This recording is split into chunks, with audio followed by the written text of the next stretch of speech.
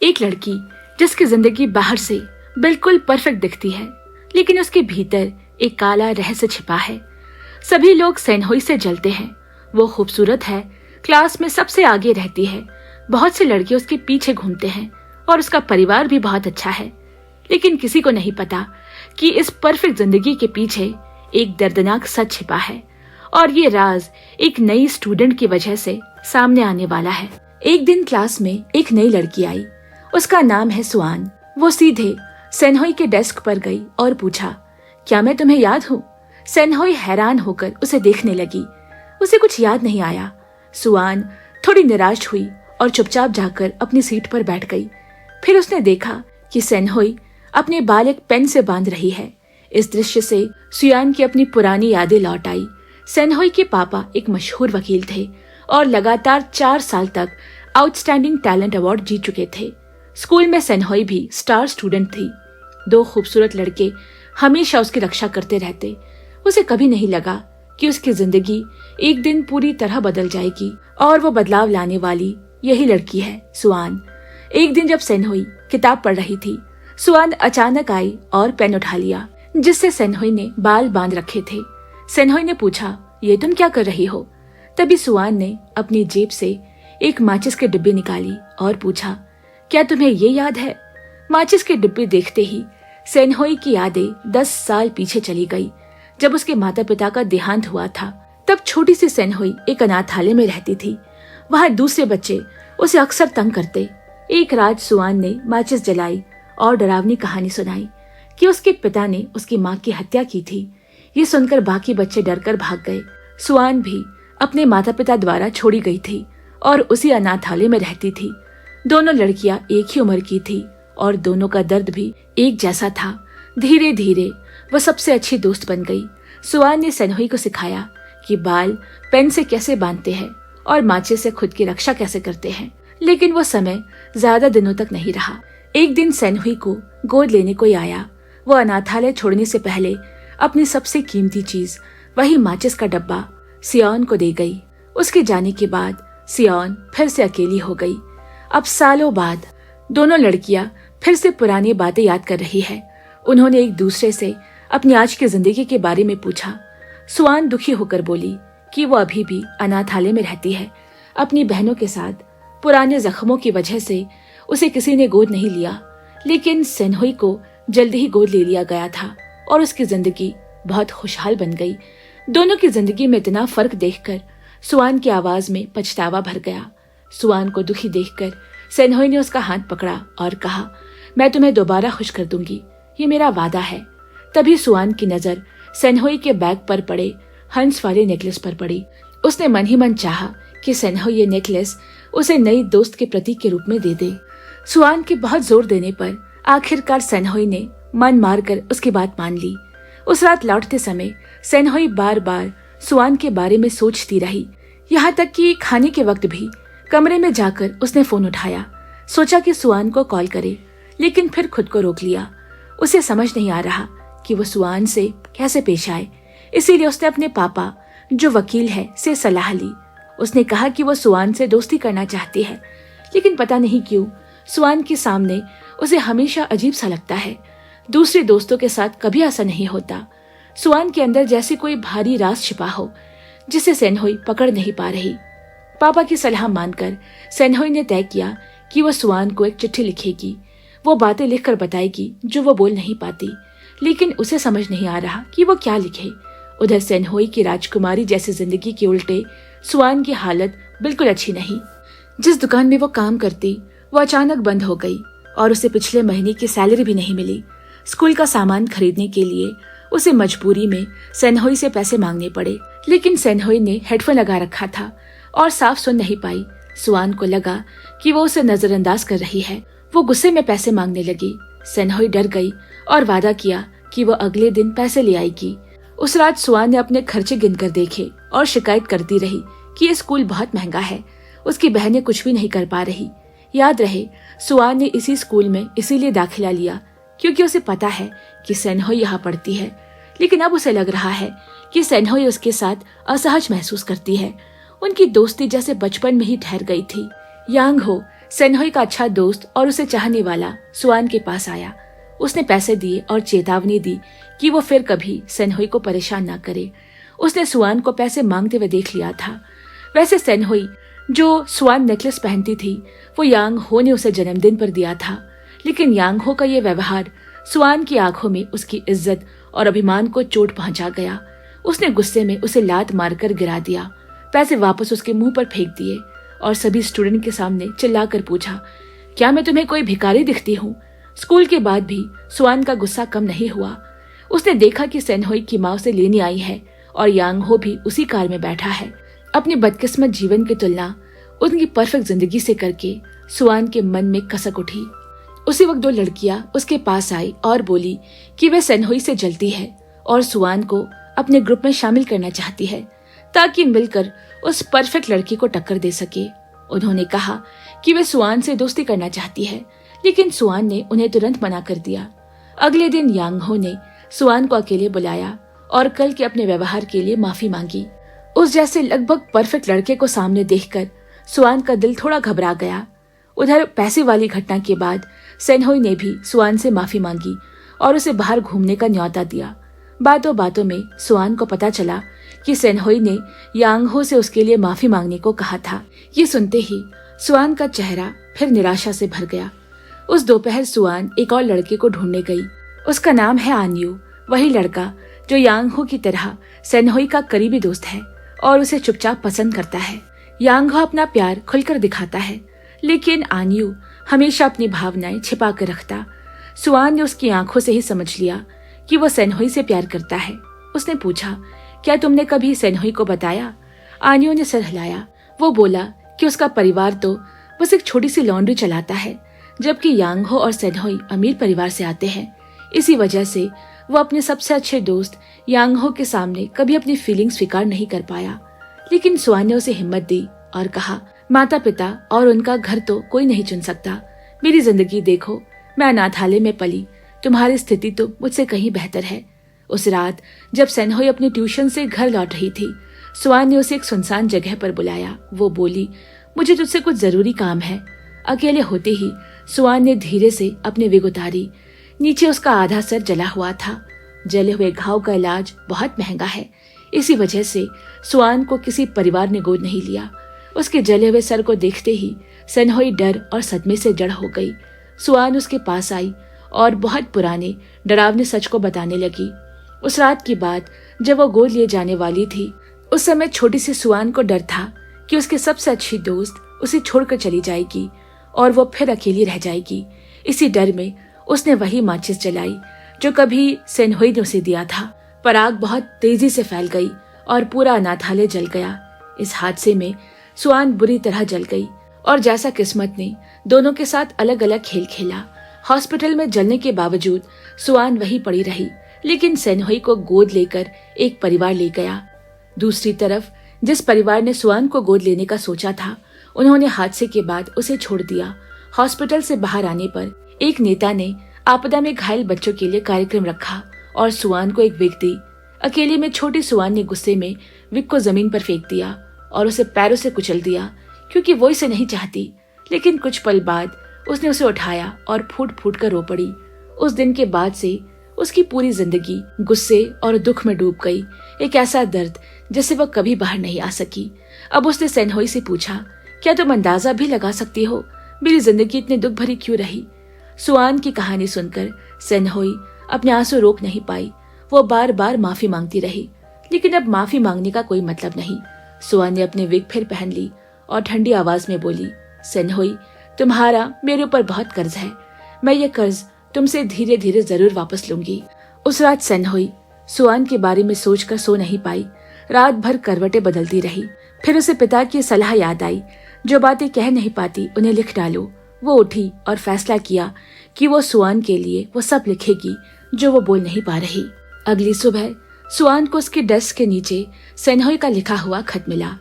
खत में सेनहोई ने लिखा है कि उसे कभी पता ही नहीं चला कि सुआन आग में जल गई थी। वो तो सोचती थी कि दोनों को ही किसी न किसी ने गोद ले लिया होगा। सेनहोई ने वादा किया कि वो अपनी पूरी जिंदगी सुआन की कमी पूरी करने में लगा देगी। वो चाहती है कि दोनों फिर से पहले जैसी अच्छी दोस्त बन जाए। खत पढ़कर दूसरी लड़कियां सुआन के पास आई और हंसकर पूछने लगी कि उसने कल सेनहोई से क्या कहा था। उन्हें दोनों की पुरानी कहानी जानने की बहुत इच्छा है, लेकिन सुआन कोई आसान लड़की नहीं। उसने तुरंत दोनों को डांट कर कहा, अगर दोबारा सेनहोई को परेशान किया तो मैं तुम्हें नहीं छोड़ूंगी। सेनहोई के दिल से लिखे पत्र ने सुआन को सच में छू लिया। क्लास के बाद उसने प्यार से सेनहोई को बुलाया और उसके पत्र के लिए धन्यवाद कहा।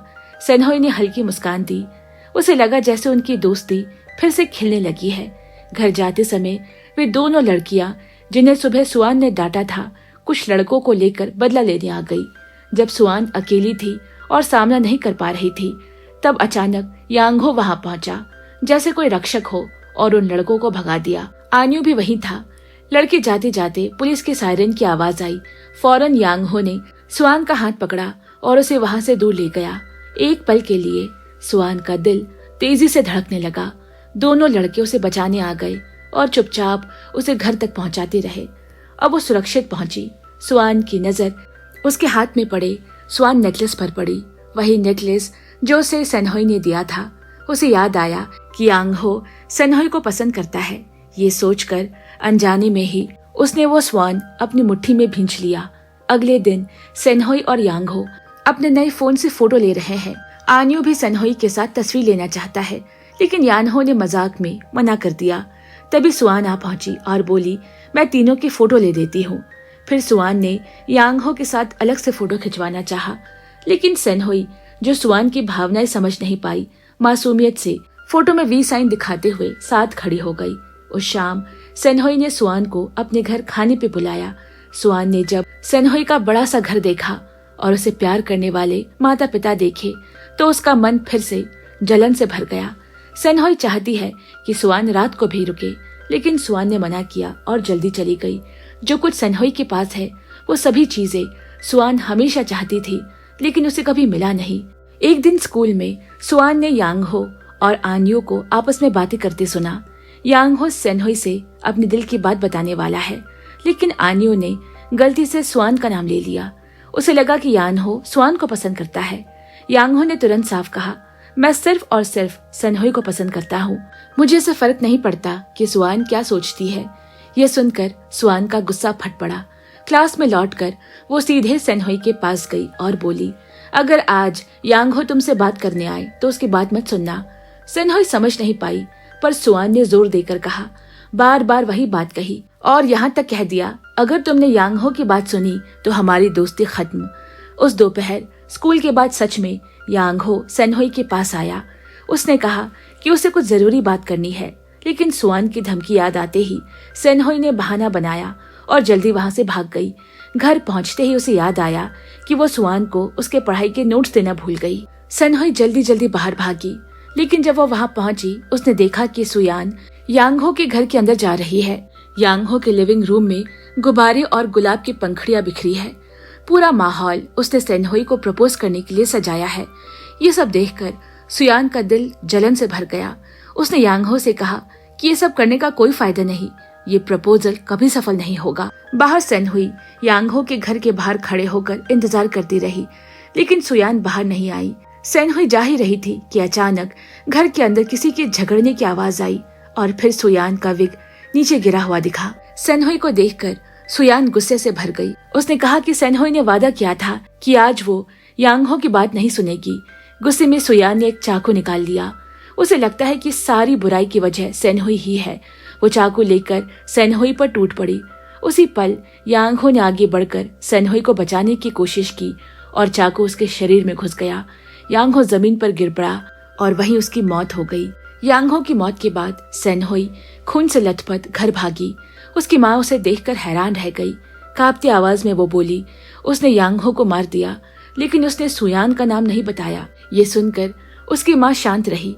उसने सेनहुई से पूरी घटनाक्रम पूछी और फिर पूछा, चाकू कहाँ है, शरीर कहाँ गिरा है, क्या क्या हुआ, मुझे बताओ। सेनहुई को याद आया कि उसका मोबाइल और उसके पढ़ाई की किताबें अब भी यांगहो के घर पर ही रह गई है। वो सच बताने और पुलिस में जाने की सोच ही रही थी, लेकिन उसकी माँ ने साफ मना कर दिया। उसने कहा कि सेनहुई चिंता ना करे, वो सब संभाल लेगी। सबसे पहले उसकी माँ ने सेनहुई से कहा कि वो जाकर नहा ले और कपड़े बदल ले। जब सेनहुई बाथरूम में थी, उसकी माँ ने उसके दूध में नींद की दवा मिला दी और उसे पिला दिया। दूध पीने के बाद सेनहुई गहरी नींद में डूब गई। उसकी माँ ने कहा कि वो जाकर देखेगी यांगहो अभी जिंदा है या नहीं। सेनहुई फिर से कन्फेस करने की बात करती है तो उसकी माँ ने धमकी दी कि अगर सेनहुई कन्फेस करेगी तो वो अपनी माँ को भी अपराध में शामिल कर देगी। ये सुनकर सेनहुई चुप हो गई। रात भर सेनहुई सोती रही। जब वो सुबह उठी, उसने देखा कि उसका मोबाइल और उसकी पढ़ाई की सारी चीजें जो वो यांगहो के घर छोड़ाई थी, उसकी मेज पर करीने से रखी है। उसने बाहर निकलकर देखा कि उसकी माँ रसोई में व्यस्त है और पिता उनकी मदद कर रहे हैं। घर का माहौल बिल्कुल सामान्य है, जैसे पिछली रात कुछ हुआ ही ना हो। तभी टीवी पर खबर चलने लगी कि पिछली रात यांगहो के घर में आग लग गई और उसके पूरे परिवार के 3 लोग सोते सोते जलकर मर गए। टीवी पर जलते हुए घर की तस्वीरें देखकर और अपने माता पिता को ऐसे सामान्य रूप से व्यवहार करते देख सेनहुई समझ गई कि शायद उसके माता पिता ने ही उसकी गलती छिपाने के लिए सब कुछ सही कर दिया है। अगले दिन पुलिस ने यांगहो के घर लगी आग की जांच शुरू की। उन्हें पता चला कि आग उसी कमरे से शुरू हुई थी। शक था कि उसके पिता, जो एक कलाकार थे, उनके पेंट थिनर से आग लगी होगी। जांच के दौरान पुलिस ने देखा कि सुयान भीड़ में खड़ी बहुत घबराई हुई लग रही है। पुलिस की नजर उसे मिली तो उसका डर और साफ दिखाई देने लगा। इसी वजह से पुलिस को शक हुआ कि शायद ये आग उसी ने लगाई है और उन्होंने फैसला किया कि वे यांगहो के करीब रहने वाले सभी लोगों की जांच करेंगे। इधर सुयान बार बार सेनहुई को फोन कर रही है, लेकिन सेनहुई किसी भी कॉल का जवाब नहीं दे रही। यांगहो की मौत की खबर से डरी हुई सेनहुई अपने कमरे में छुपकर बैठी है, रो रही है। अगले दिन सुयान सेनहुई के घर पहुंची। वो खुद भी परेशान दिख रही है क्योंकि उसने भी आग की खबर देख ली थी और उसे शक था कि ये काम सेनहुई ने किया है। सेनहुई चुप रही, कुछ नहीं बोली। सुयान ने उसे याद दिलाया कि उन्होंने तय किया था कि यांगहो की मौत के लिए सेनहुई ही पुलिस में दोष अपने ऊपर लेगी, लेकिन सेनहुई कुछ नहीं बोली। ये देखकर सुयान का गुस्सा बढ़ गया। उसने अपना विग हटाया और आधा जला हुआ सर दिखाया। उसकी आंखें भयावह लग रही है। उसने सेनहुई को पकड़ लिया और कहा, यही सब तो सेनहुई को चुकाना चाहिए। सुयान ने यह भी कहा कि सेनहुई को जाकर खुद पुलिस में कबूल करना चाहिए क्योंकि उसके पिता वकील है और वो उसे इस मुसीबत से निकाल लेंगे। लेकिन सेनहुई रोने लगी और बोली कि वो ऐसा नहीं कर सकती। उसे डर है कि उसकी माँ उसे बहुत नाराज हो जाएगी। ये सुनकर सुयान चिल्लाई और बोली, तुम कितनी बेरहम हो। उसने उससे सब कुछ छीन लिया और फिर भी कभी संतुष्ट नहीं हुई। गुस्से में सुयान ने धमकी दी कि वो खुद ही पुलिस को सब सच बता देगी। जैसे ही सुयान ने दरवाजा खोला, सेनहुई के पिता बाहर खड़े हैं, चेहरे पर बर्फ सी सख्ती और एक शांत मुस्कान लिए। उसने पूछा कि वे दोनों कहाँ जा रही है और यहाँ तक कि उन्हें छोड़ने की पेशकश भी की। सुयान जल्दी से शुक्रिया कहकर वहां से निकल गई। पुलिस स्टेशन के पास पहुंचकर सुयान ठिठक गई। उसने अपनी जेब से स्वान नेकलेस निकाला और उसी पल उसकी यादें फिर से उस रात की लौट आई। उस दिन जब सुयान यांगहो के घर गई थी, वो सेनहुई को प्रपोज करने के लिए एक सरप्राइज पार्टी तैयार कर रहा था। उसने सुयान से कहा कि वो सेनहुई को मैसेज भेजे कि वो स्कूल के बाद यहाँ मेरे घर आ जाए, लेकिन सुयान के मन में जलन भरी थी। उसने झूठ बोल दिया कि सेनहुई को यांगहो पसंद नहीं और उसने जो स्वान नेकलेस दिया था सेनहुई ने सुयान को दे दिया क्योंकि वो उसे पसंद नहीं करती। यांगहो को इस बात पर भरोसा नहीं हुआ। उसने कहा कि सेनहुई ऐसी नहीं है और सुयान से नेकलेस वापस देने को कहा, लेकिन सुयान ने मना कर दिया। यांगहो से मनाने आया और कहने लगा कि वह हमेशा सेनहुई को परेशान करती है। ये सुनकर सुयान रोने लगी और सारे सजाए हुए माहौल को बिगाड़ दिया। तभी झगड़े के दौरान सुयान का विग गिर गया। उसका जला हुआ सर देखकर यांगहो हैरान रह गया। अपनी चोट और अपमान से भरी उसने फिर सेनहुई को दोषी ठहराया, जैसे उसकी सारी बदकिस्मती की वजह वही हो। अब हाथ में वही स्वान नेकलेस लिए सुयान पुलिस स्टेशन के सामने खड़ी है, लेकिन उन सारी यादों को याद करते हुए उसने कुछ देर के लिए पुलिस से मिलने का इरादा टाल दिया। तभी अचानक उसके पीछे एक काली कार आकर रुकी। कार में बैठे व्यक्ति को देखकर सुयान को थोड़ी राहत महसूस हुई और वो कार में बैठ गई। लेकिन उसी रात कार में सोते सोते उसकी आंख खुली तो उसने देखा कि उसके पास बैठे व्यक्ति ने उस पर हथौड़े से हमला कर दिया। उसके सर से खून बहने लगा। जैसे ही हमलावर कार के ट्रंक में कुछ ढूंढने लगा, सुयान किसी तरह जान बचाकर वहां से भाग गई। इधर सेनहुई अपनी माँ से यांग हो के घर में लगी आग के बारे में पूछ रही है। पिछली रात जब वो यांग हो के घर गई थी तो अपना फोन और पढ़ाई का सामान वहीं छोड़ाई थी, लेकिन सुबह उठकर उसने देखा कि सब कुछ कमरे में मेज पर साफ सुथरा रखा हुआ है। सेनहुई की बात सुनकर उसकी माँ ने एक अजीब सी मुस्कान के साथ कहा, उसे कुछ भी नहीं पता कि यांग हो के घर में क्या हुआ था। यांग हो के साथ बिताए हुए अच्छे पलों को याद करके सेनहुई का दिल दुख से भर गया। उसने इंटरनेट पर आग से जुड़ी खबरें ढूंढने की कोशिश की। उसे लगा अगर वो सब नहीं हुआ होता तो सब कुछ कितना अच्छा होता। अगले दिन आनी उसे लेने आया ताकि वे दोनों मिलकर यांग हो के अंतिम संस्कार में जा सके। यांग हो की तस्वीर देखते ही सेनहुई इतनी बेचैन हो गई कि खड़ी भी नहीं रह पाई और नीचे गिर पड़ी। यानियो ने उसे संभाला।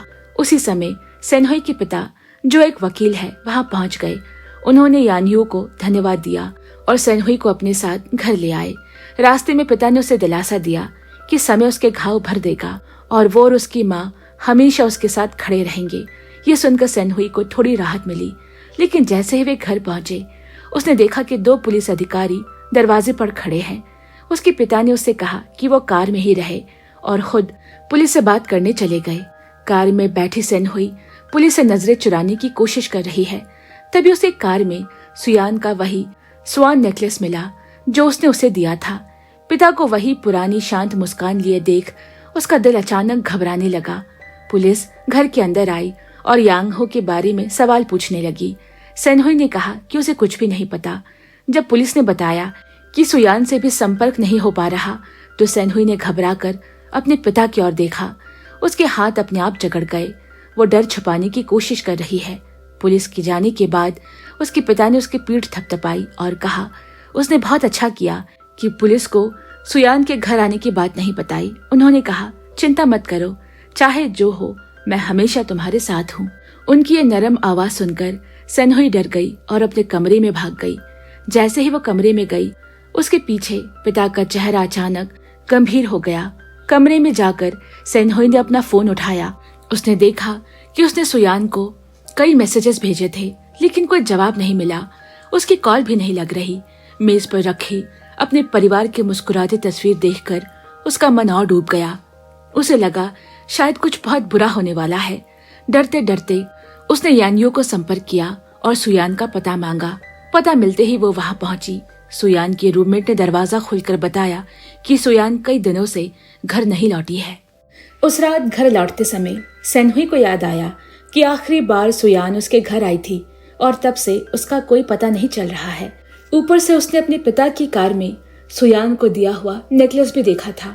उसे डर लगने लगा कि शायद उसकी शंकाएं सच साबित हो रही है। तभी एक आदमी ने उसे आवाज दी। उसने कहा कि वो सेनहुई के पिता का जानकार है और उसे बचपन से जानता है। जाते जाते वो आदमी उसके कान के पास झुककर बोला, अपने माता पिता से सावधान रहना। सेनहुई दंग रह गई। दूर खड़े उसके पिता उस आदमी को तनाव भरी नजरों से देख रहे हैं। उधर पुलिस अधिकारी शीन, जो पहले सेनहुई के घर आया था, अभी मानता है कि यांग हो की मौत कोई साधारण हादसा नहीं थी। बॉस की डांट के बावजूद उसका शक नहीं बदला। जब पोस्टमार्टम रिपोर्ट आई तो उसमें साफ लिखा है कि यांग हो की मौत आग लगने से नहीं बल्कि चाकू के घाव से हुई है। अब अधिकारी शीन को पूरा भरोसा हो गया कि आग किसी ने जानबूझकर लगाई थी। 10 साल पहले भी इसी तरह की एक घटना हुई थी। छोटी सेनहुई अपनी डायरी में लिखती है कि उसे स्कूल की एक लड़की तंग करती है। एक रात उसके माता पिता ने सोते हुए उसकी डायरी पढ़ ली। अगले ही दिन वो लड़की अचानक दुर्घटना में मारी गई। अब बड़े होने पर सेनहुई को धीरे धीरे समझ आने लगा कि उसके माता पिता कितने अजीब और डरावने हैं। रात को वही रहस्यमय आदमी फिर उसके घर आया। उसने सेनहुई को चेतावनी दी थी कि वो अपने माता पिता से सावधान रहे। उसके जाने के बाद माँ ने सेनहुई से पूछा कि उसने क्या कहा। सेनहुई ने पूछा, क्या वो आदमी सच में हमारा रिश्तेदार है? माँ मुस्कुराते हुए बोली, हाँ, वो तुम्हें बचपन में देखने आता था। लेकिन सेनहुई को इसकी कोई याद नहीं। माँ का राहत महसूस करना उसे और भी अजीब लगा। कमरे में लौटकर सेनहुई सो नहीं पाई।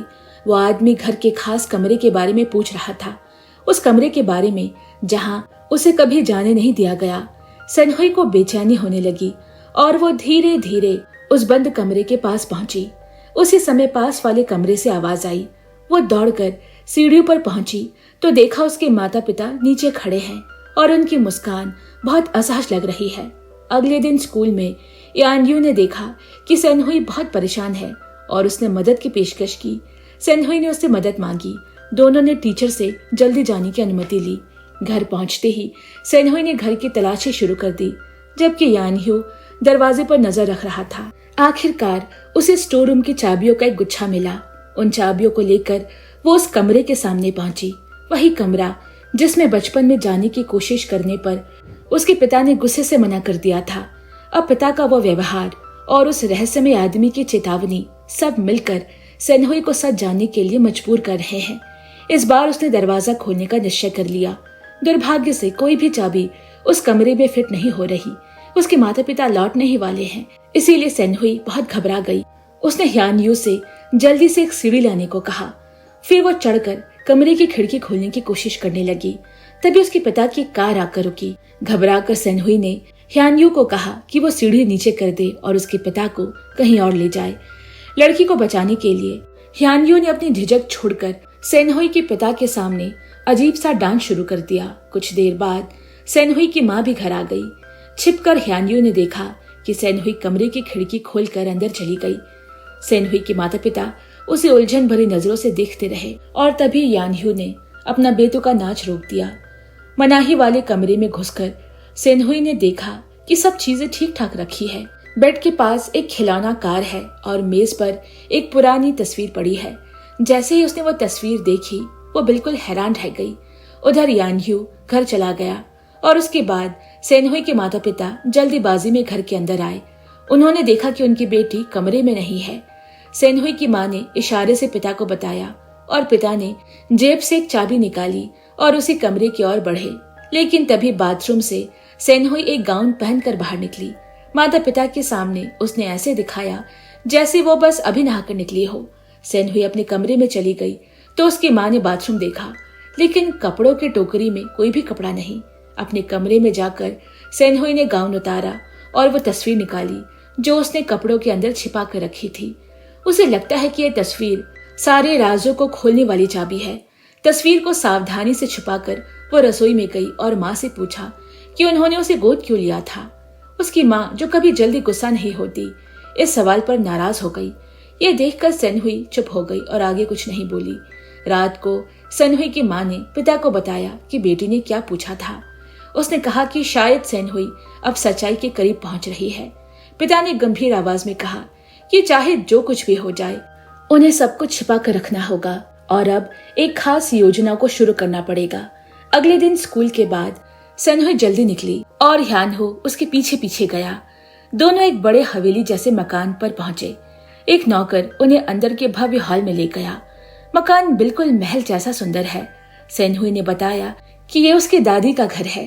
थोड़ी देर बाद नौकर एक बूढ़ी औरत को व्हील चेयर पर लाया। वो दादी है, लेकिन उसका सेनहुई से कोई खून का रिश्ता नहीं। दादी उसे देखकर खुश नहीं हुई, लेकिन सेनहुई ने बिना डरे उस कमरे से मिली तस्वीर निकाली। तस्वीर में सेनहुई के माता पिता, दादी और एक लड़का है। सेनहुई ने दादी से पूछा कि ये लड़का कौन है, लेकिन दादी गुस्से में चिल्लाई कि चाहे सेनहुई सब जान भी ले, फिर भी वो कभी भी इस परिवार का हिस्सा नहीं बन सकती। सेनहुई ने फिर सवाल पूछे, पर दादी और गुस्से में आ गई। उन्होंने मेज पर रखा एक फूलदान उठाकर तोड़ दिया और सेनहुई पर चिल्लाते हुए बोली कि वो यहाँ कभी दोबारा न आए। यानयू जल्दी से सेनहुई को हवेली से बाहर ले आया। उसके टूटे हुए फूलदान से लगी उसकी चोट पर पट्टी बांधने की मदद की। बातों बातों में यानयू ने अचानक सुयान का जिक्र किया। उसे लगा कि सारी मुसीबतें तभी शुरू हुई जब से सुयान उनकी स्कूल में आई है। उसे महसूस हुआ कि सेनहुई को जानती है, लेकिन उसे बताना नहीं चाहती। अपने दोस्त को उदास देखकर सेनहुई ने धीरे से उसे बताया। उसने कहा कि बात अविश्वास की नहीं है, बल्कि मैं खुद भी अभी पूरी तरह समझ नहीं पा रही कि क्या हो रहा है। यानयू ने उसे दिलासा दिया। उसने कहा कि अगर कभी कहीं जाना हो या कुछ कहना हो तो वो हमेशा उसके साथ है। वो उसका सबसे भरोसेमंद सहारा रहेगा, कभी भी कहीं भी। ये सुनकर सेनहुई को हिम्मत मिली और उसकी उदासी धीरे धीरे कम होने लगी। डूबते सूरज के नीचे यानयू उसे पीठ पर उठाकर घर ले जा रहा है। घर आकर सेनहुई ने अपनी डायरी में दिन भर की बातें लिखी। दिन मुश्किल रहा, लेकिन ह्यान्यू की बातें उसके लिए दवा की तरह थी। वो अपने इस अनमोल दोस्त के लिए और भी ज्यादा आभारी महसूस कर रही है। लिखते समय उसे बचपन का एक जन्मदिन याद आया। उसके माता पिता ने उसे डायरी उपहार में दी थी और कहा था कि रोज की बातें उसमें लिखना।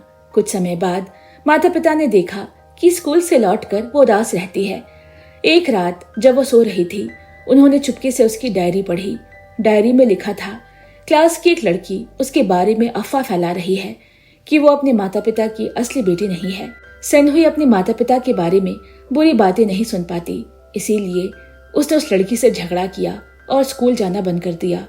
डायरी पढ़ने के बाद उसके माता पिता का चेहरा अजीब सा हो गया। अगले दिन सेनहुई को पता चला कि जिस लड़की से उसका झगड़ा हुआ था वो मर चुकी है। डायरी लिखकर सेनहुई ह्यान्यू के साथ बाहर घूमने चली गई ताकि थोड़ा मन हल्का हो सके। जब वो बाहर थी, उसके पिता उसके कमरे में आए और उसके कंप्यूटर की सर्च हिस्ट्री चेक की। उन्हें पता चला कि सेनहुई परिवार से जुड़े रिश्तों में बदलाव जैसे वेबसाइट देख रही है। फिर उसने चालाकी से सेनहुई के छिपे हुए चाबी वाले डब्बे से चाबी निकाली, उसके लॉकर का ताला खोला और उसकी डायरी को चुपके से निकाल लिया।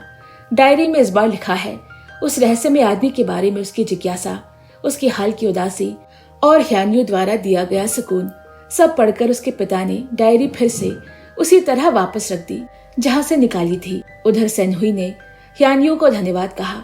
उसने कहा कि वो नहीं जानती कि उसके बिना अपनी जिंदगी का सामना कैसे करती।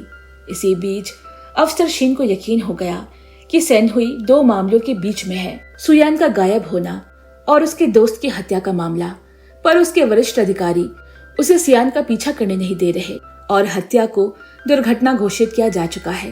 कुछ सोचने के बाद ह्यान्यू ने सेनहुई को बताया कि सुयान ने गलती से किसी को मार दिया था।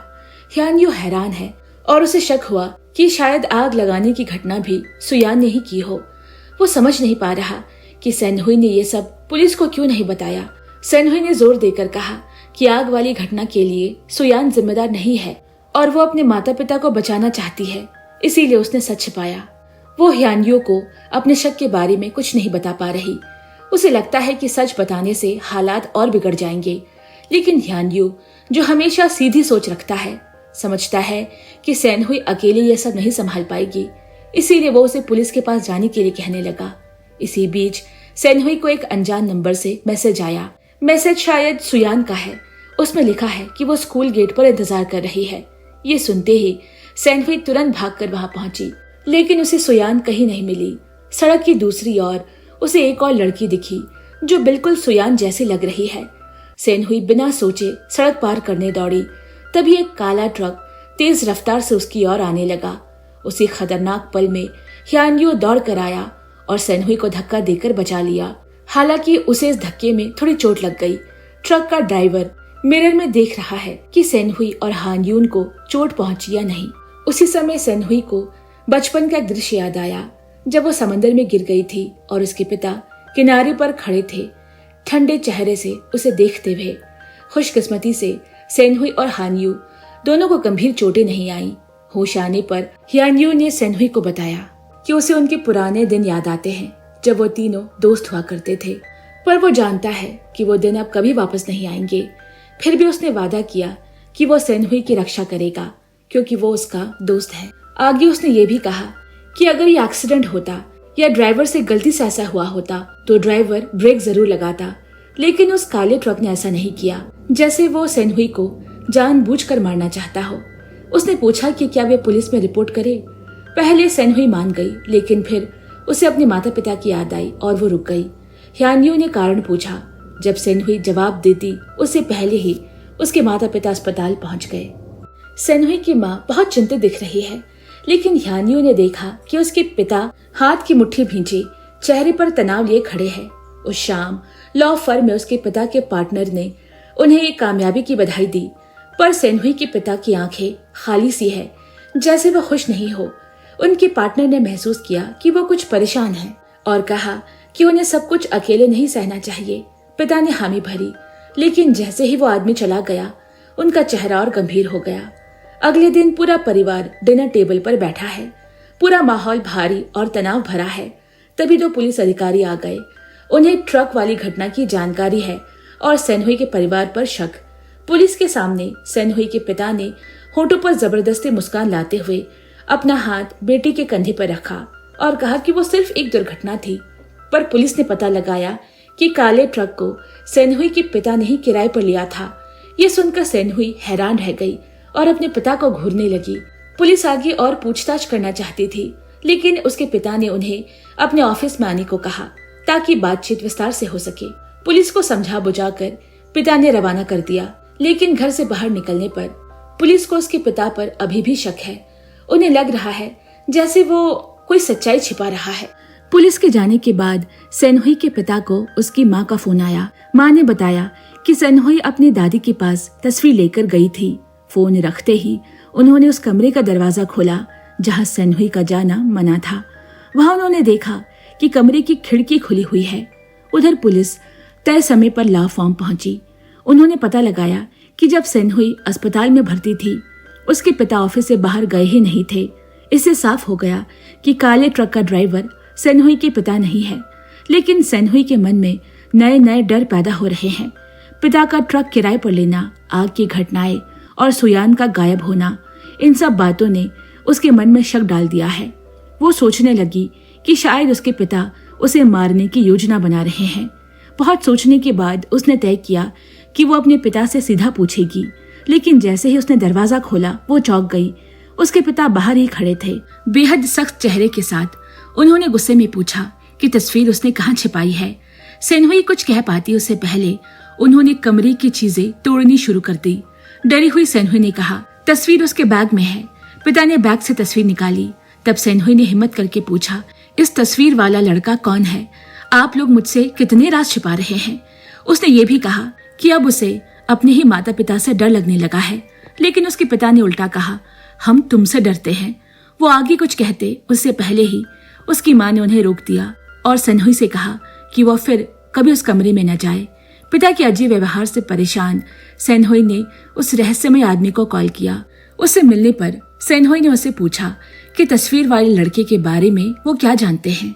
तभी उस आदमी ने एक पुलिस बैच निकाला और बताया कि वो उनका रिश्तेदार नहीं बल्कि एक पुलिस अधिकारी है जो उसके माता पिता की जांच कर रहा है। उसने ये भी बताया कि सेनहुई का पिता पहले प्रोसिक्यूटर था, फिर वकील बने। ये सुनकर सेनहुई हैरान रह गई। अफसर ने यह भी बताया कि कई साल पहले एक आग और अपहरण का मामला हुआ था। उस हादसे में सेनहुई के माता पिता का असली बेटा मारा गया था। वो पुलिस अधिकारी सेनहुई के पिता पर शक करता है, लेकिन उस समय किसी और को गिरफ्तार कर लिया गया और मामला अचानक बंद कर दिया गया। उस घटना से जुड़े सभी लेख किसी ने हटवा दिए थे। अफसर का मानना है कि सेनहुई के पिता ने अपनी ताकत का इस्तेमाल करके जांच को दबा दी थी। उसने सेनहुई को चेतावनी दी कि वो एक गोद ली हुई बच्ची होने के नाते खतरे में है। वो नहीं चाहता कि 10 साल पुरानी त्रासदी दोबारा दोहराई जाए। उसने कहा कि वो खुद सेनहुई के पिता को गिरफ्तार करेगा, लेकिन सेनहुई को किसी को भी उनकी मुलाकात के बारे में नहीं बताना चाहिए। घर लौटने पर उसके पिता ने उसे विदेश भेजने के कागज दिए और कहा कि वो जल्द ही बाहर पढ़ने जाएगी। माँ ने भी कहा कि पिता जो कुछ कर रहे हैं वो सब सेनहुई की भलाई के लिए है। पिता के जाने के बाद माँ ने धीरे धीरे उस तस्वीर वाले लड़के की सच्चाई बताई। जैसा कि सेनहुई ने सोचा था, तस्वीर में दिखने वाला लड़का उनका असली बेटा था। माँ ने बताया कि सेनहुई को गोद लेने से पहले उनका बेटा आग में मर गया था। ये उनकी जिंदगी का सबसे बड़ा दुख है, इसीलिए उन्होंने कभी सेनहुई को इस बारे में नहीं बताया। माँ ने सेनहुई को गले लगाया और कहा कि वे उसे बहुत चाहते हैं और उसकी रक्षा के लिए कुछ भी कर सकते हैं। मौका पाकर सेनहुई ने अपनी माँ से पूछा कि उस दिन वो यांगहो के घर में क्या करने गई थी। माँ ने साफ साफ कहा कि जब वो वहां पहुंची, यांगहो अभी भी जिंदा था। वो एम्बुलेंस बुलाने जा रही थी, लेकिन यांगहो ने उन्हें रोक दिया। उसने कहा कि उसकी हालत जानलेवा नहीं है। वो बार बार कह रहा था कि सेनहुई ने कुछ गलत नहीं किया। जब यांगहो के माता पिता घर लौटने वाले थे, तब सेनहुई की माँ अपनी बेटी का फोन और किताबें लेकर पीछे के दरवाजे से चुपचाप निकल गई।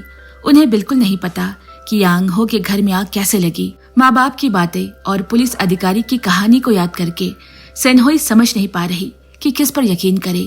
सच जानने के लिए उसने ऑनलाइन खोज की और पाया कि जैसा अधिकारी ने कहा था पुराने आग और अपहरण से जुड़े सारे समाचार इंटरनेट से हटा दिए गए हैं। ये देखकर सेनहोई पुलिस अधिकारी की बात पर भरोसा करने लगी। उसके मन में शक हुआ कि उसके परिवार के पास कोई भयानक रहस्य है। इसी बीच सेनहोई के माता पिता लिविंग रूम में टीवी देख रहे हैं। उनके चेहरे पर अजीब सा रहस्यमय भाव है। टीवी पर खाने से होने वाली एलर्जी के बारे में एक प्रोग्राम चल रहा है, खासकर मूंगफली एलर्जी की सावधानियां। उसी समय अधिकारी ने सेनहोई को फोन करके अपनी चिंता जताई और कहा कि कुछ भी हो तुरंत उससे संपर्क करे। उसी रात एक मछुआरे ने नदी में एक इंसान का कटा हुआ सर पाया। पुलिस तुरंत वहां पहुंच गई और पास में एक स्टूडेंट आईडी कार्ड भी मिला जिस पर सुयान का नाम लिखा है। अगले दिन अखबारों में सुयान के गुमशुदा होने की खबर छप गई। ये देखकर सेनहोई के पिता का चेहरा गंभीर और भयावह हो गया। एक रात जब सेनहोई फिर से इंटरनेट पर खोज रही थी तो उसने देखा कि उस मामले से जुड़े सभी साइट्स गायब कर दिए गए हैं। उसकी माँ अचानक कमरे में आ गई। सेनहोई जल्दी से बिस्तर पर कूद गई और ऐसे दिखाया जैसे उसे कोई अजीब आवाज सुनाई दी हो। माँ खिड़की की ओर गई और सेनहोई ने झट से अपना कंप्यूटर बंद कर दिया, पर उसे मालूम नहीं कि माँ ने सब कुछ बाहर से देख लिया था। माँ फिर भी ऐसे खड़ी रही जैसे उन्हें कुछ पता ही ना हो। उसी समय ह्यानयू सेनहोई से मिलने आया। वो बहुत परेशान लग रहा है, लेकिन माँ ने उसे अंदर आने नहीं दिया और कहा कि सेनहोई की तबीयत ठीक नहीं है। अंदर आवाज सुनकर सेनहोई ने हानियो को मैसेज किया कि वो घर जाए और जब वह बाहर आएगी तब उसे बताएगी। भारी मन से हानियो पुलिस स्टेशन पहुंचा और वहां अधिकारी शिन से मिला। उसने कहा कि उसका मन बेचैन है और उसे सेनहोई के माता पिता पर भरोसा नहीं, क्योंकि वो उससे मिल भी नहीं पा रहा। कुछ देर बाद सेनहोई रसोई में गई और उसने देखा कि माँ के खरीदे सामान की थैली में पीनट बटर रखा हुआ है। वो चौंक गई क्योंकि उसे मूंगफली से गंभीर एलर्जी है और उसके माता पिता ये बात अच्छे से जानते हैं। जैसा वो सोच रही है कि आखिर क्या हो रहा है, उसने कमरे में माता पिता की बातें सुनी। माँ उत्साह में कह रही है, हमें जल्दी करना होगा, किसी को मारना होगा इससे पहले कि हम पकड़े जाए। ये सुनकर सेनहोई डर के मारे दौड़कर अपने कमरे में छिप गई। पीनट बटर और माँ की बातें, इन सब ने उसके दिल में एक भयानक शक पैदा कर दिया है। डरी हुई सेनहोई को हानियो का मैसेज मिला। उसने लिखा है कि उसने सुयान के बारे में मिली जानकारी पुलिस को दे दी है। पुलिस ने बताया कि सुयान का फोन हमेशा बंद रहता था और आखिरी बार वो 10 तारीख को चालू हुआ था। इससे हानियो को शक हुआ कि जिस व्यक्ति ने उस दिन सेनहोई को मैसेज भेजा था वो असली सुयान नहीं थी। ये पढ़कर सेनहोई और ज्यादा उलझ गई और सोचने लगी, तो फिर वो मैसेज भेजने वाला आदमी कौन था। उसी समय सेनहोई की माँ उसके कमरे में आई, एक कटोरा खिचड़ी लेकर, और बार बार प्यार से कहने लगी, बस थोड़ा खा लो बेटा। लेकिन सेनहोई को ये शब्द मौत के आदेश जैसा लग रहा था, जैसे उसकी माँ उसे जहर देकर मारना चाहती हो।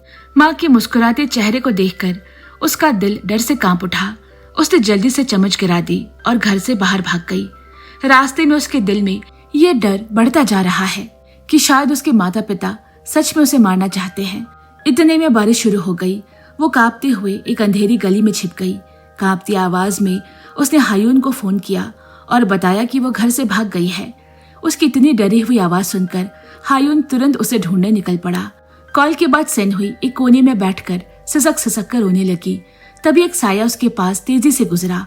वो घबराकर चीखी और भागते भागते एक भीड़ भरे चौराहे तक पहुंची। सिग्नल बदलने का इंतजार करते हुए उसे लगा जैसे उसे कोई पीछे से घूर रहा हो, और इससे पहले कि वो पीछे मुड़ती किसी ने तेजी से धक्का देकर उसे सड़क पर फेंक दिया। ब्रेक की चीखती आवाज और फिर एक भयानक टक्कर की गूंज। उधर हायून ने एक किराने स्टोर के सामने एम्बुलेंस देखी और उसका मन भयानक डर से भर गया। वो दौड़ता हुआ वहां पहुंचा, लेकिन उसे सिर्फ एक काले रेनकोट पे व्यक्ति दिखा जो टैक्सी में बैठ रहा था। हायून उसके पीछे भागा, पर तभी कोई काली कपड़े वाला आदमी उसके रास्ते में खड़ा हो गया। वो सेनहुई का पिता है। क्या हो रहा है? उसने शांत स्वर में पूछा। हायून टैक्सी को देखता रहा और चुप रहा। तभी पिता का फोन बजा और कॉल सुनते ही उनका चेहरा गंभीर हो गया। अस्पताल के बाहर सेनहुई की माँ और हायून बेचैन होकर चहलकदमी कर रहे हैं। अंदर किसी अंधेरी परछाई ने सेनहुई के बिस्तर की ओर कदम बढ़ाए। बुखार में तैरती सेनहुई को लगा कि उसकी माँ उसके ऊपर झुकी हुई है, डरी हुई आंखों के साथ, और फिर उसने महसूस किया जैसे माँ उसका गला घोट रही हो, उसे जोर जोर से हिला रही हो। उसी समय सेनहुई की असली माँ कमरे में दौड़कर आई, अपनी बेटी को गोद में लेते हुए, डॉक्टर को बुलाते हुए। झटके से कांपती हुई सेनहुई को आखिर डॉक्टर ने संभाला और धीरे धीरे उसकी सांसें शांत हुई। होश आने पर उसने कमजोर आवाज में हायून को पुकारा। वे मुझे मारना चाहते हैं। ये बातें उसके माता पिता ने भी सुन ली, जो उसी कमरे में है। तभी अधिकारी शिन वहां पहुंचा और उसने सेनहुई से और जानकारी मांगी, लेकिन वो फिर बेहोश हो गई। बेहोशी में उसने सपने में अपना बचपन दिखाई दिया, जहां वो माचिस जलाने की कोशिश कर रही है। अचानक सुयान वहां गई। उसने शिकायत भरी आवाज में कहा, सभी सबूत एक ही बात बताते हैं, तुम्हारे माता पिता तुम्हें मारना चाहते हैं। उसने माचिस छीनी, उसे जलाया और पीछे खड़े एक विशाल आग के ढेर में फेंक दिया। फिर उसने अपनी विग उतारी और नीचे से उसका आधा चेहरा जला हुआ दिखा। ये सब तुम्हारी वजह से हुआ है सेनहुई। उसकी आवाज ने सेनहुई के दिल को चीर दिया। जलती हुई आग में सुयान चीखती रही और सेनहुई अचानक डर से जाग गई। उसकी माँ पास बैठी है, लेकिन सेनहुई अब किसी पर भरोसा नहीं कर पा रही। माँ के बाहर जाते ही वो जल्दी से फोन उठाकर डिटेक्टिव ह्यान मिन से संपर्क करती है, जो पहले ही उसके परिवार से सावधान रहने को कह चुका था। उसने उसे मदद का भरोसा दिलाया, लेकिन सेनहुई को नहीं पता कि उसी समय पुलिस सुयान के गुम होने वाली रात का डैश कैम फुटेज चेक कर रही है। उधर ह्यान यू किसी को फोन कर रहा है। उसे काले रेनकोट पहने हुए उस आदमी का चेहरा पहचान में आ गया है। वो सुयान थी, सोह्योन की सबसे अच्छी दोस्त। कुछ घंटे पहले अफसर शीन ने सेनहुई के पिता को डैश कैम की फुटेज दिखाई थी।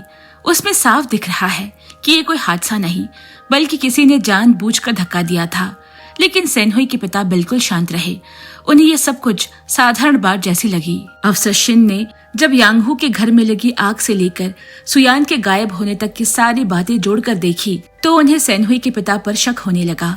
सबूत कम होने की वजह से वो सर्च वारंट नहीं ला पा रहे, इसीलिए उन्होंने कुख्यात अपराधी की मदद ली। उसने एक नकली दुर्घटना करवाई। उस अपराधी की गाड़ी सेनहुई के पिता की कार से टक्कर मारी। जब पिता अपनी कार ठीक करवाने में लगे थे, तभी जांच टीम ने चुपके से कार की तलाशी ली। उन्हें डैश कैम में एक नया मेमोरी कार्ड मिला और कार के अंदर खून के निशान भी मिले। अब यहाँ कुछ ही दिनों बाद सेनहुई को अस्पताल से घर जाने के लिए डिस्चार्ज मिल गया। घर जाते समय उसके पिता ने सवाल किया, तुम क्यों कह रही थी कि हम तुम्हें मारना चाहते हैं? क्या तुम कुछ छिपा रही हो? लेकिन सेनहुई चुप रही। उसकी आंखों में कुछ भी पढ़ पाना मुश्किल है। घर लौटते समय कार में एक अजीब सी खामोशी छाई रही। खुशहाल परिवार का नकली चेहरा अब टूट चुका है। जैसे ही वे घर पहुंचे, पुलिस अंदर घुस आई। उन्होंने सेनहुई के पिता को किडनैपिंग और मर्डर के आरोप में गिरफ्तार कर लिया। सेनहुई वहीं जमीन पर गिर पड़ी और अपने पिता को हथकड़ी में ले जाते हुए देखती रह गई।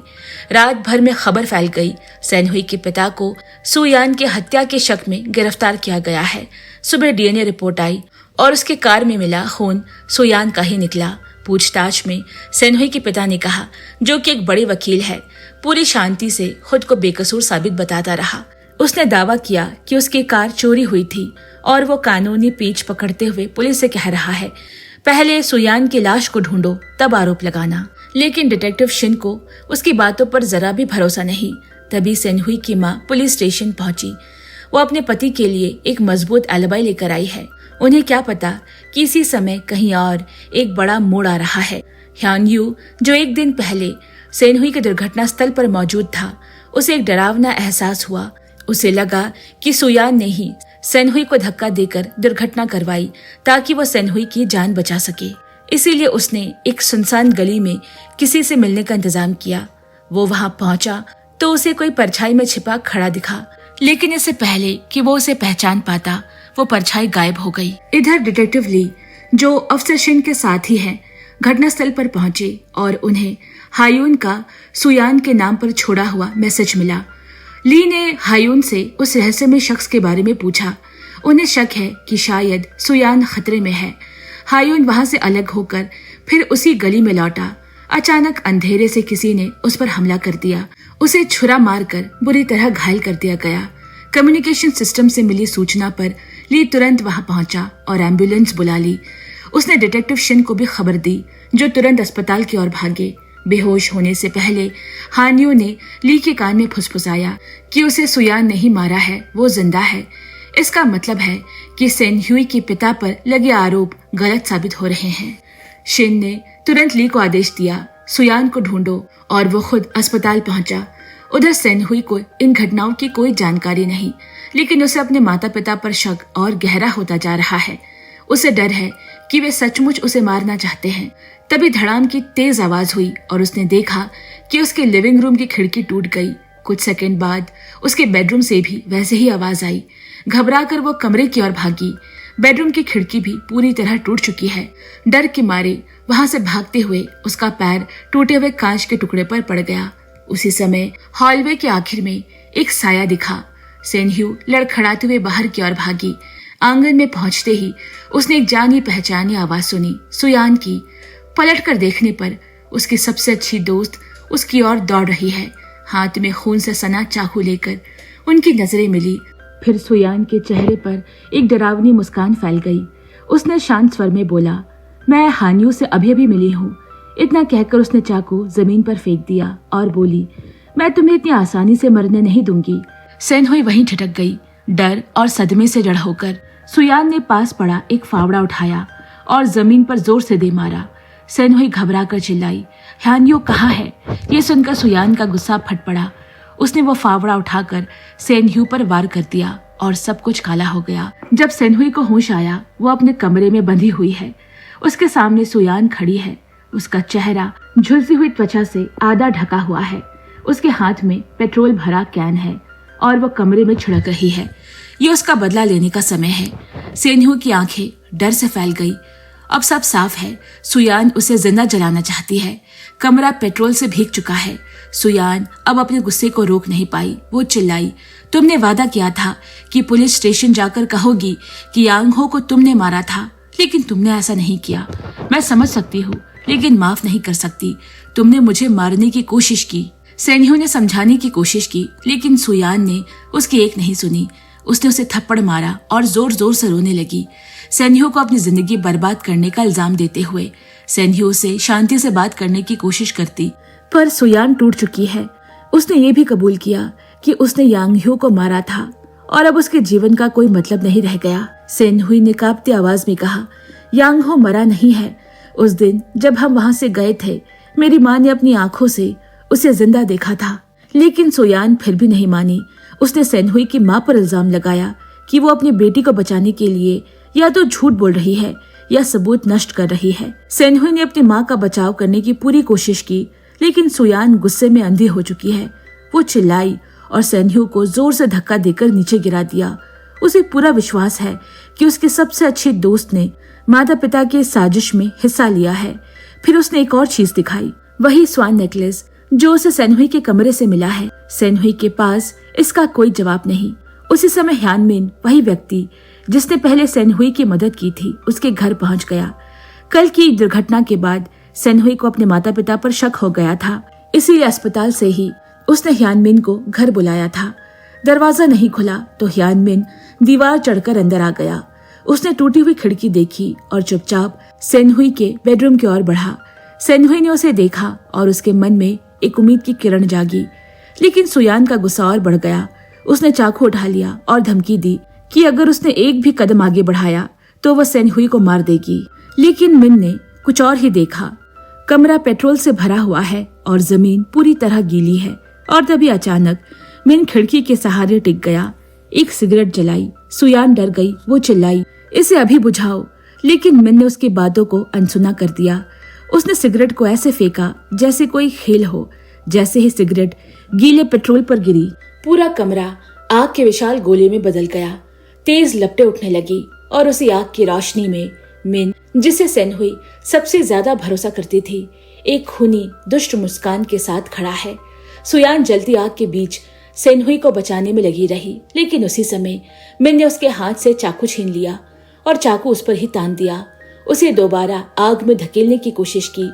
तभी सेनहुई को समझ आया, ये आदमी पुलिस वाला नहीं है, ये बहुत बड़ा झूठा है। मिन चाकू लेकर सुयान की ओर बढ़ने लगा। उसकी आंखों में खतरनाक इरादे हैं। वो बहुत समय से इन सब की योजना बना रहा था। इधर मिन ने मन ही मन तय कर लिया है कि वो पुलिस को बताएगा कि सुयान ने ही आग लगाई थी और उसने ही यांग-हू को मारा, और अब वो गवाह सेनहुई को भी मारना चाहती है। वास्तव में सुयान ने खुद अपने बदले की कोशिश में अपनी ही जिंदगी खतरे में डाल ली थी और अब वो जलती आग के सामने खड़ी है। सेनहुई ने खुद को संभालते हुए सुयान को बचाने के लिए उसकी ढाल बन गई। उसने सुयान से कहा, भागो, जल्दी यहाँ से भागो। लेकिन मिन ने सेनहुई को धक्का देकर गिरा दिया और सुयान को फिर आग की ओर ढकेलने की कोशिश की। इसी बीच डिटेक्टिव ली वहां पहुंच गए। उन्होंने बंदूक निकालकर मिन पर तान दी, लेकिन मिन बिल्कुल शांत रहा और अपने झूठ को जारी रखते हुए उसने ली से कहा, मैं पुलिस हूँ, मैं सिर्फ सुयान को काबू करने की कोशिश कर रहा था। ली ने चारों ओर जलती आग को देखा और सेनहुई को खतरे में पाया तो उसने मिन की बातों पर विश्वास कर लिया और उसकी मदद को दौड़ा। लेकिन जैसे ही ली मुड़ा, मिन ने पीछे से उस पर हमला कर दिया, उसकी बंदूक छीन ली। सुयान ने मौका पाकर भागने की कोशिश की, लेकिन मिन ने तुरंत उसकी ओर बंदूक तान दी और चिल्लाया, वापस आओ और अपना चाकू उठाओ। सुयान के पास कोई विकल्प नहीं, वो धीरे धीरे उसकी ओर लौटने लगी और तभी मिन ने उसे धोखा दे दिया। सुयान ने जैसे ही चाकू पकड़ा, मिन ने उसे पुलिस वाले पर हमला दिखाकर उस पर गोली चला दी। इसी दौरान सेनहुई के पिता को पुलिस ने रिहा कर दिया। पुलिस ने उन्हें बताया कि ह्यानयू को चाकू मारा गया है और वह अस्पताल में है। जब सेनह्यू के माता पिता उसे फोन पर संपर्क नहीं कर सके तो उन्हें समझ आया कुछ बहुत बुरा हुआ है। वे जल्दी घर पहुंचे, लेकिन तब तक बहुत देर हो चुकी थी। उनका घर आग के लपटों में घिर चुका है। राहत दल ने किसी तरह डिटेक्टिव ली को आग से बाहर निकाला, लेकिन सेनहुई और सुयान कहीं नहीं मिले। तेज आग के सामने सेनहुई के माँ बाप टूट गए। उन्हें लगा कि उनकी बेटी अब नहीं रही। एक बार फिर बच्चा खो देने का दर्द वे सह नहीं पा रहे। सुयान के दिल में सेनह्यू के लिए प्यार और नफरत दोनों है। उसका दिल अच्छा है, भले ही आग ने उसकी पूरी जिंदगी उजाड़ दी। वो बड़ी हुई तो हमेशा खुश रहने की कोशिश करती। एक दिन उसने अपनी एक सहेली से पूछा, क्या मेरे जैसी साधारण लड़की भी सपने देख सकती है? उस लड़की ने कहा, हर किसी को सपने देखने का हक है, चाहे किस्मत साथ दे ना दे, लेकिन कोशिश कभी मत छोड़ना। ये बात सुयान के दिल में घर कर गई। स्कूल बदलने से पहले एक दिन सुयान सड़क पर अचानक सेनहुई से टकरा गई। कई साल बीत चुके हैं, लेकिन वो उसे एक नजर में पहचान गई, अपनी सबसे प्यारी दोस्त के रूप में। जैसे ही उसने सेनहुई को ह्यानयू के साथ देखा, उसका दिल खट्टा सा हो गया। सेनहुई अब नई जिंदगी में है और सुयान उसके लिए जैसे कोई मायने नहीं रखती। लेकिन सुयान ने उसे कभी नहीं बुलाया था। उसने सेनहुई का स्कूल ढूंढा और वहीं ट्रांसफर लेने का फैसला किया। ये उसके लिए एक नई शुरुआत थी, एक सपना। फिर वो धीरे धीरे उसके दोस्त यांगहू को पसंद करने लगी। उसने मन ही मन कहा कि अगर सेनहुई यांगहू को उसे दे दे तो वो उस पर से अपना सारा गुस्सा भूल जाएगी। लेकिन किस्मत ने कुछ और ही तय किया था। अब कहानी फिर वर्तमान में आती है। ह्यानमिन ने सेनहुई और सुयान दोनों का अपहरण कर लिया। पुलिस को कोई शव नहीं मिला, इसीलिए उन्हें लगा कि सेनहुई अभी जिंदा है। लेकिन वे शक कर रहे हैं कि शायद सुयान ने ही आग लगाई और सेनहुई को अगवा कर लिया। उधर सेनहुई के पिता को हर बात का अंदाजा हो रहा है। उसने चुपचाप ह्यानमिन को फोन किया। उन्हें पता है कि असली अपराधी वही है। सेनहुई के पिता ने उससे पूछा, मेरी बेटी कहाँ है? ह्यानमिन ने अहंकार से कहा, अगर वो वापस चाहिए तो दोपहर तक फिरौती की रकम तैयार रखना। अगले दिन उसने धमकी दी कि अगर पैसे नहीं मिले तो सेनहुई जिंदा नहीं बचेगी। फोन कॉल खत्म होते ही ह्यानमिन गुनगुनाते हुए बाजार की ओर चल पड़ा। कुछ देर बाद वो एक जूते की दुकान पर पहुंचा और बेपरवाही से एक जूता चुन लिया। उधर सेनहुई अचानक एक अजनबी फैक्ट्री में जागी। वहां पहरा देने वाला आदमी गहरे नींद में था। मौका मिलते ही सेनहुई ने भागने की कोशिश की, लेकिन तब तक ह्यानमिन वापस लौट आया। वो गुस्से में दुकान से खरीदे गए जूते उसकी ओर फेंकते हुए बोला, इन्हें पहन लो। इसी बीच सेनहुई के पिता ने ह्यानमिन को मैसेज भेजा कि उन्हें फिरौती इकट्ठा करने के लिए थोड़ा और समय चाहिए। लेकिन ह्यानमिन समझ गया कि सेनहुई का पिता जानबूझकर समय बर्बाद कर रहा है और अपनी बेटी को बचाने की कोई इच्छा नहीं रखता। सेनहुई अपनी दोस्त सुयान के बारे में लगातार ह्यानमिन से पूछती रही। वो बस हंसकर कहता कि अगर वो उसकी बात मानेगी तो वो सुयान को सुरक्षित रखेगा। फिर ह्यानमिन ने खुद ही सच बताने की इच्छा जताई। उसने पहला बड़ा राज खोला कि वो सेनहुई का असली बाप है। लेकिन उसकी उम्मीद के विपरीत सेनहुई हैरान नहीं हुई। उसे तो शुरू से शक था। पहली मुलाकात में ही उसे ह्यानमिन में अपने पिता जैसी झलक महसूस हुई थी। चाल ढाल, चेहरा, यहाँ तक कि खाने का तरीका भी बिल्कुल उसके पिता जैसा। फिर ह्यानमिन ने अपने अतीत का दर्दनाक सच बताया।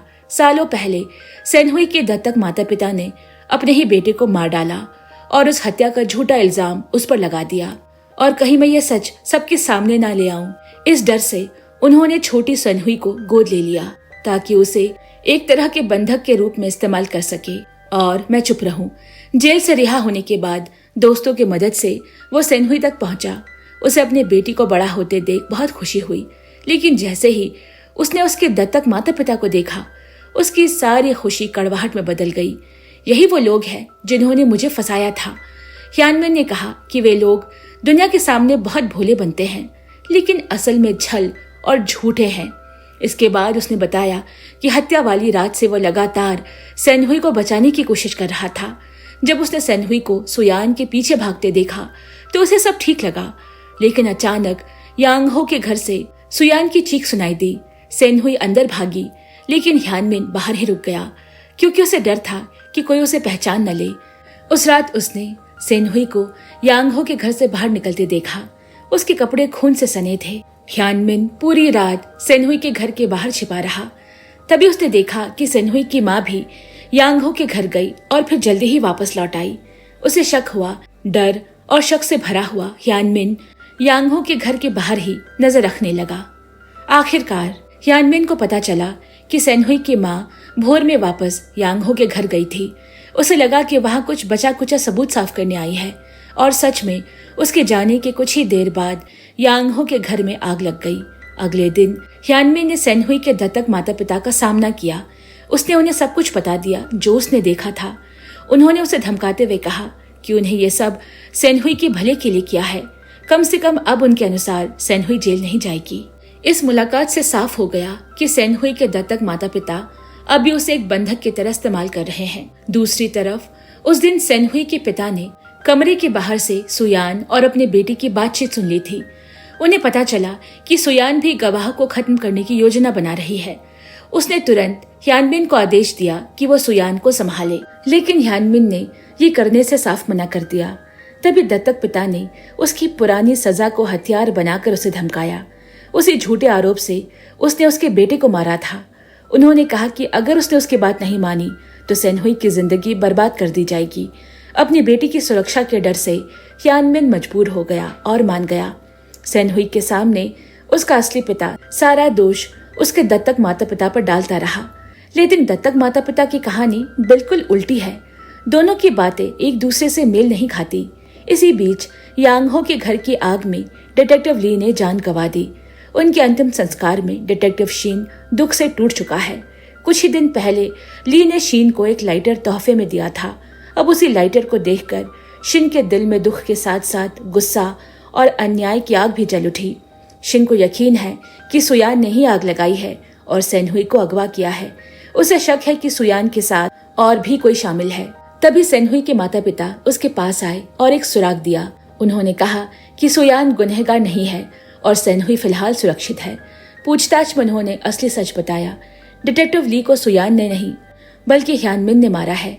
उन्होंने बताया कि 10 साल पहले भी ह्यानमिन पर उनके बेटे की हत्या का आरोप लगा था और उसे 12 साल की जेल की सजा हुई थी। जेल से निकलने के बाद भी ह्यानमिन ने कभी पछतावा नहीं दिखाया और लगातार सेनह्यान की जान को हथियार बनाकर उन्हें डराता रहा। अब सच और झूठ एक दूसरे में ऐसे उलझ गए कि कुछ भी समझना मुश्किल है। क्या दत्तक माता पिता सच बोल रहे हैं या फिर वे सब मिलकर एक और जाल बुन रहे हैं? आखिर में ह्यानमिन ने धमकी दी कि अगर उन्होंने उसकी बात नहीं मानी तो वो सेनहुई को मार देगा। जेल से निकलने के बाद ह्यानमिन ने सेनहुई की मां को ढूंढ लिया। उसे पता चला कि उसी दंपत्ति ने उसकी असली बेटी को गोद ले लिया था।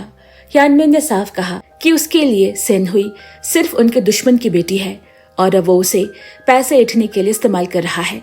ह्यानमिन को उनके अतीत का जो राज पता है, उसी को हथियार बनाकर उसने कहा कि वे ये सब सेनहुई से छुपाए रखे।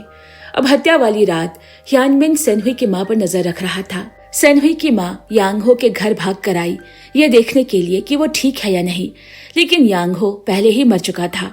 ये देखकर ह्यानमिन ने मददगार बनने का नाटक किया। उसने कहा कि सेनहुई की मां घर वापस जाए और वो सारी साफ सफाई खुद कर देगा। लेकिन बदले में उसे पैसे चाहिए। डरी सहमी और अपने बेटी को बचाने की कोशिश में सेनहुई की मां ने उसकी बात मान ली और वहां से चली गई। जब उसने यांगहो के माता पिता को घर लौटते देखा, उसने पुलिस को फोन करने का सोचा, लेकिन फिर उसे यानमिन की धमकी याद आ गई और उसने कॉल नहीं किया। अगले दिन जब यानहो के घर में आग लगने की खबर आई, सेनहुई की मां उतनी ही हैरान हुई जितना खुद सेनहुई, लेकिन बेटी की रक्षा के लिए वो बाहर से शांत बनी रही। थोड़ी देर बाद सुयान वहां पहुंची और उसके तुरंत बाद यानमिन भी आ गया। उसने स्वीकार किया कि यांगहो के घर में आग उसी ने लगाई थी, लेकिन दावा किया कि उसने ये सब सेनहुई को बचाने के लिए किया, जबकि सेनहुई के दत्तक पिता को मालूम है कि यानमिन के इरादे अच्छे नहीं और वे पुलिस को बुलाना चाहते थे, लेकिन यानमिन ने उन्हें रोक दिया। उसने बताया कि उसके पास डैश कैम वीडियो है जिसमें सेनहुई खून से लथपथ यांगहो के घर से भागती दिख रही है।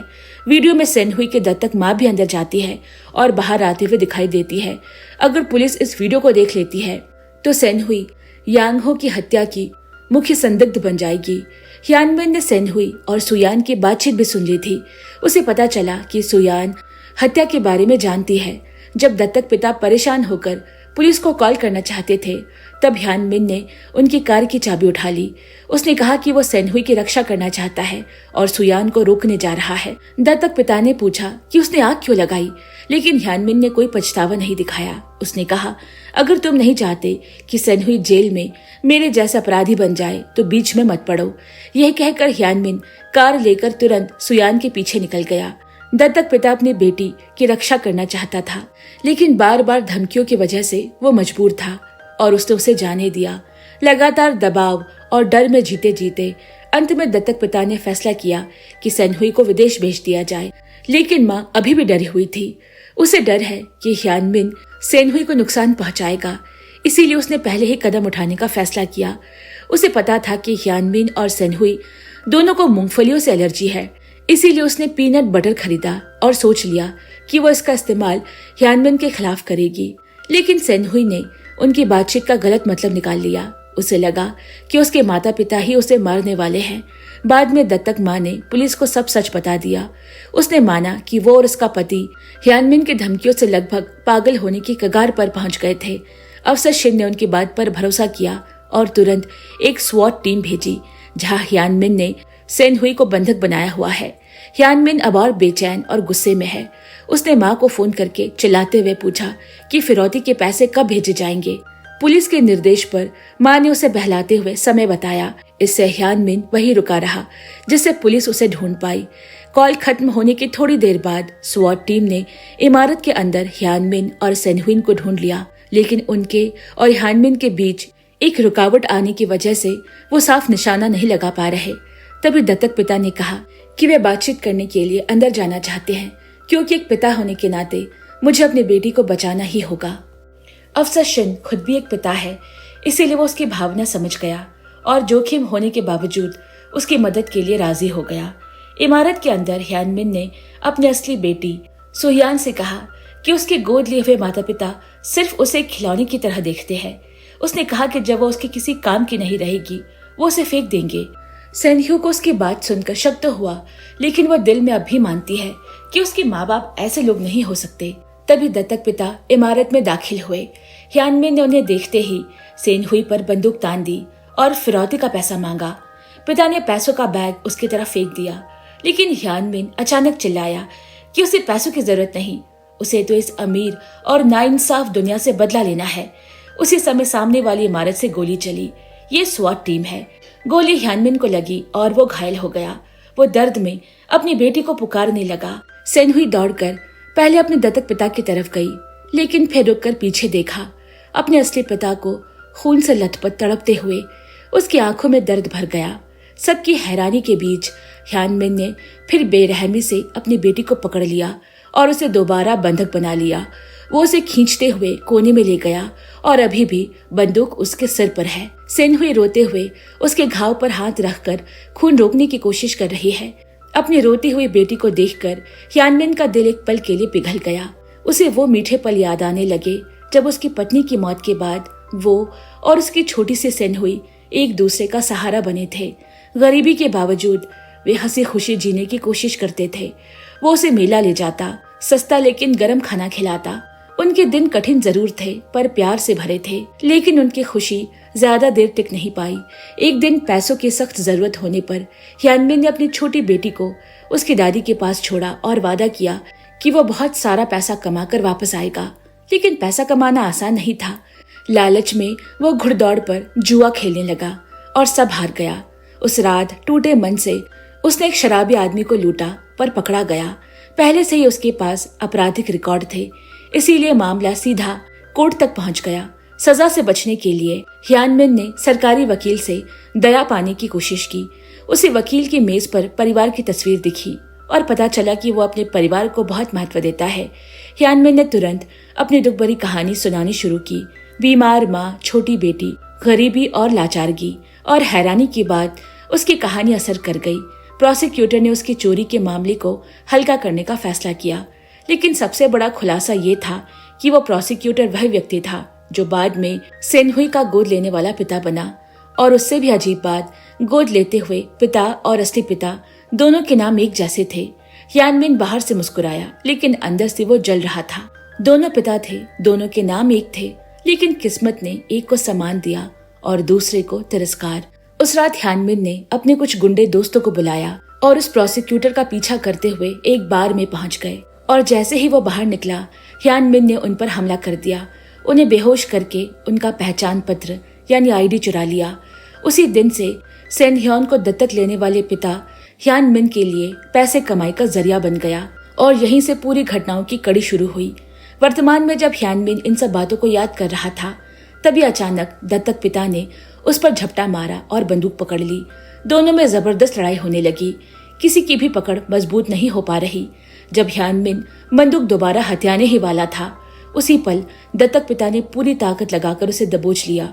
लेकिन दोनों का संतुलन बिगड़ा और वे साथ में समंदर में गिर गए। सेनहुई ने अपनी आंखों के सामने अपने दोनों पिताओं को पानी में डूबते देखा। वो चीख भी नहीं पाई, बस टूटती हुई खड़ी रह गई। टीम ने जब जगह खाली कराई तो माँ दौड़कर इमारत के अंदर आई। अपनी बेटी को सुरक्षित देखकर वो रो पड़ी और उसे गले लगा लिया। किसी को नहीं पता दत्तक पिता बचे या नहीं, और किसी को ये भी नहीं पता कि आगे क्या होने वाला है। कहानी एक बार फिर अतीत में जाती है।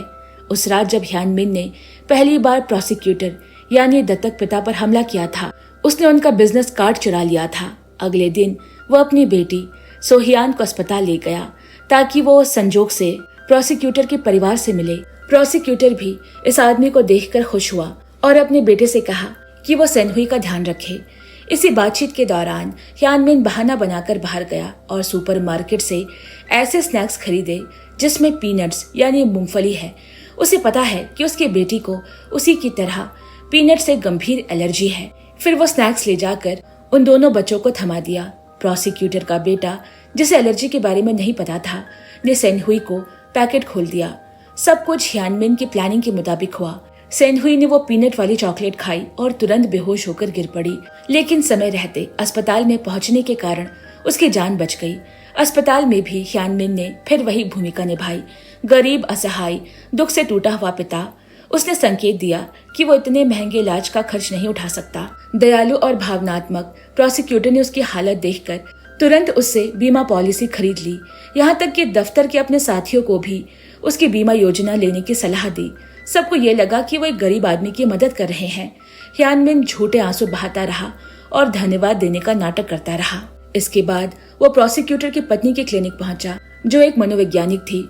परामर्श के दौरान हियानमिन ने उन्हें बहुत अपनापन दिखाया, यहाँ तक कि फूलों का गुलदस्ता भी दिया। उनकी भली मानसिकता देखकर वे उसे रात में खाने पर घर भी बुला ले गई।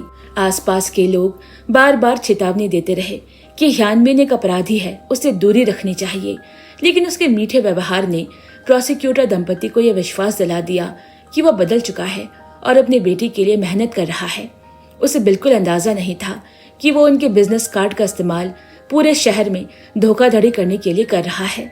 शाम को हियानमिन अपनी बेटी को लेकर प्रोसिक्यूटर के घर पहुंचा। वो फिर वही दुखी पिता का रूप लिए बैठा रहा, बार बार इस बात पर पछतावा जताते हुए कि वो अपनी बेटी का ठीक से पालन पोषण नहीं कर पा रहा। उसके दर्द भरे लेकिन नकली शब्दों से प्रभावित होकर प्रोसिक्यूटर ने सेनहुई से कहा कि ये घर उसका भी है, वो यहाँ कभी भी आ सकती है। उन्होंने इतना भरोसा किया कि अपनी पूरी फैमिली की लाइफ इंश्योरेंस इसी आदमी हियानमिन से खरीद ली। हियानमिन की नकली पहचान ज्यादा दिनों तक छिपी नहीं रही। उसे कर्ज देने वाले लोगों ने उसे पकड़ लिया और धमकी दी कि अगर वो पैसे नहीं लौटाएगा तो उसे मार दिया जाएगा। जान बचाने के लिए हियानमिन का दिल कठोर होने लगा। एक दिन वो अपनी बेटी सेनहुई को उसकी दादी के घर से उठा लाया। जब उसकी माँ को पता चला कि उसने सेनहुई का बड़ा लाइफ इंश्योरेंस भी कराया है तो उन्हें शक हुआ कि बेटा कुछ खतरनाक करने वाला है। उन्होंने उसे रोकना चाहा, पर हियानमिन ने उनकी एक न सुनी और अपनी बेटी को लेकर चला गया। वो सेनहुई को समंदर किनारे ले गया। उसका इरादा था कि कोई दुर्घटना दिखाकर अपनी बेटी की मौत का दावा करेगा और इंश्योरेंस के पैसे हासिल करेगा। सेनहुई मासूमियत से समंदर की लहरों की ओर देख रही थी।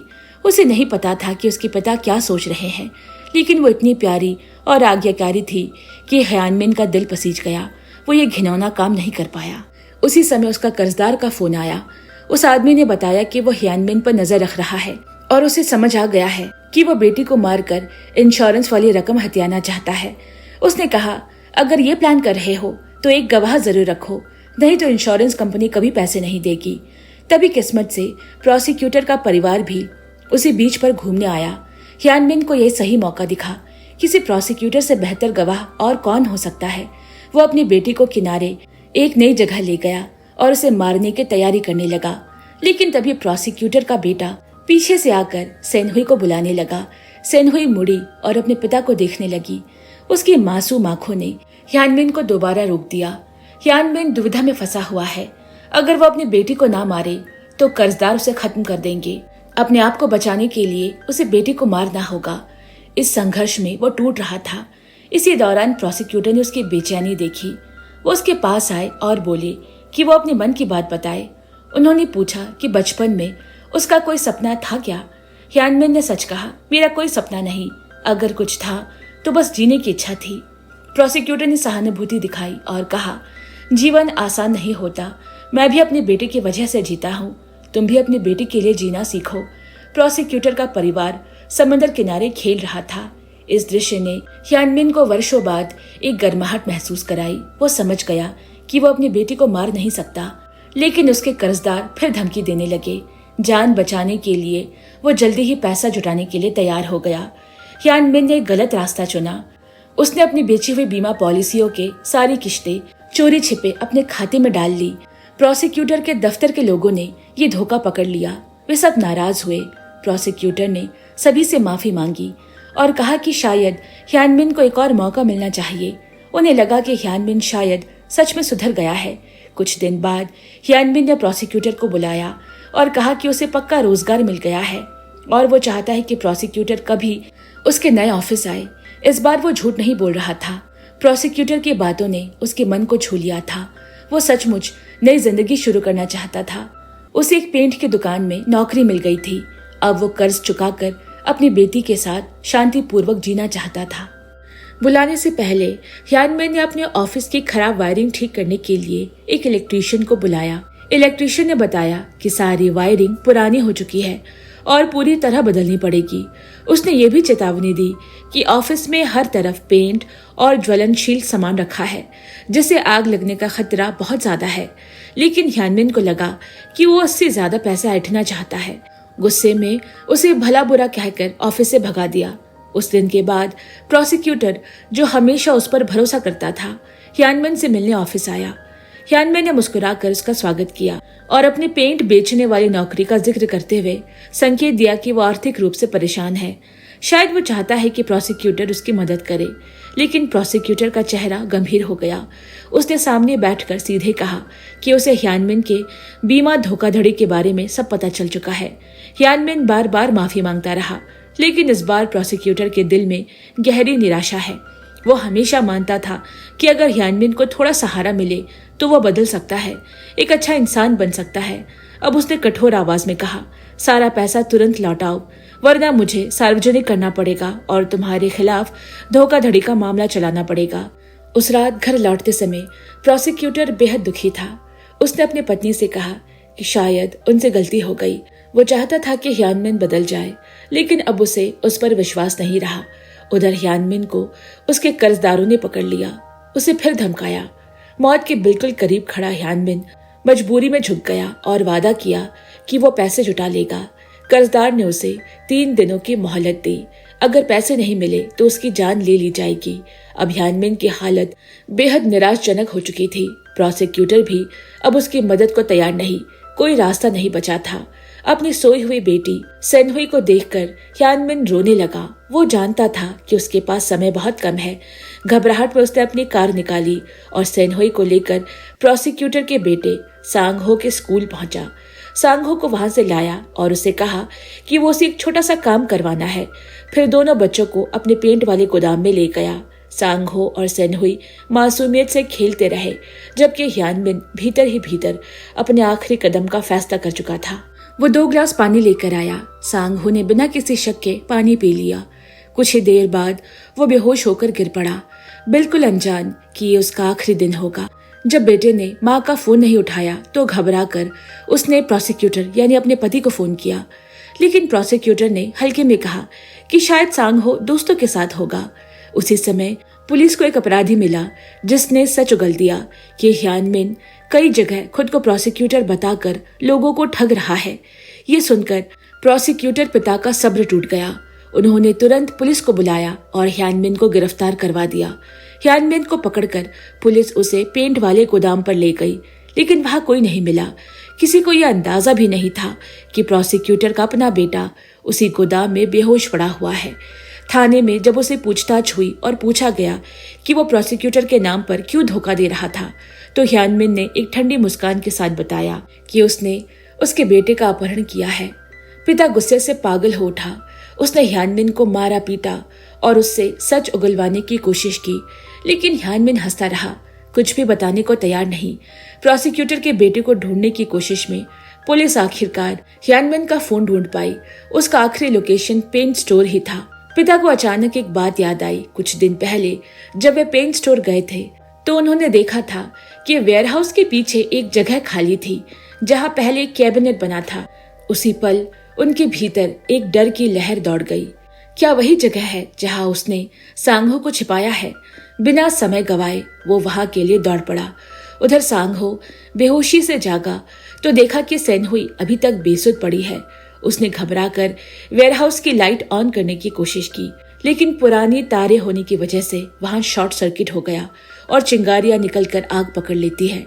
काला धुआं उठता देख सांगहो ने पूरी ताकत लगाकर उस कैबिनेट को धक्का देने की कोशिश की जो दरवाजे को बंद किए हुए था, लेकिन आग इतनी फैल चुकी थी कि मुख्य दरवाजे से बाहर निकल पाना असंभव हो गया था।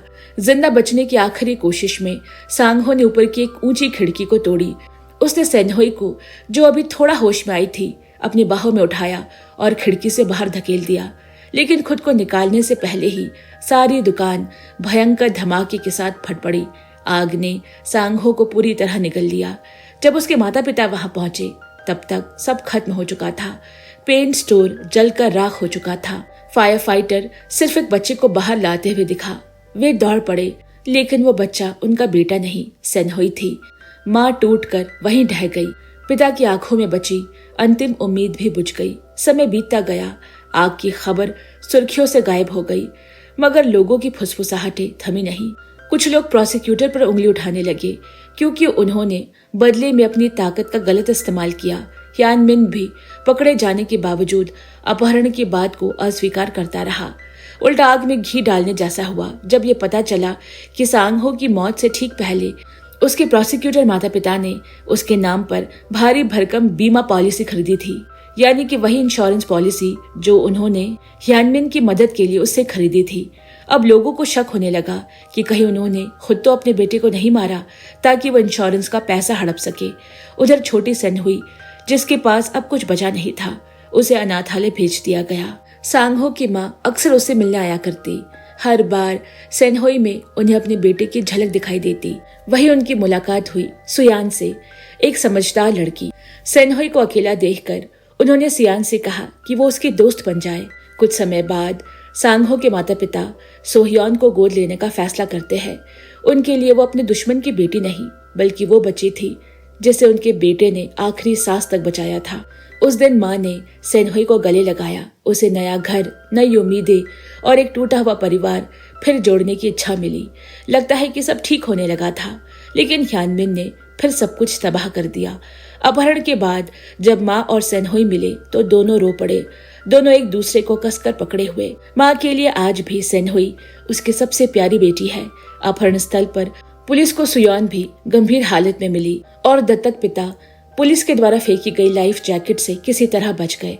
आने वाले दिनों में सेनहुई दर्द को अपने दिल में दबाकर अपने दोस्त हानियों से मिलने पहुंची, जिसे एक गंभीर रूप से घायल किया गया था, लेकिन अब वो धीरे धीरे ठीक हो रहा है। सेनहुई को सुरक्षित देखकर हानियो बेहद खुश हुआ। वो उसे लेकर मॉल गया, बहुत सी चीजें दिलवाई।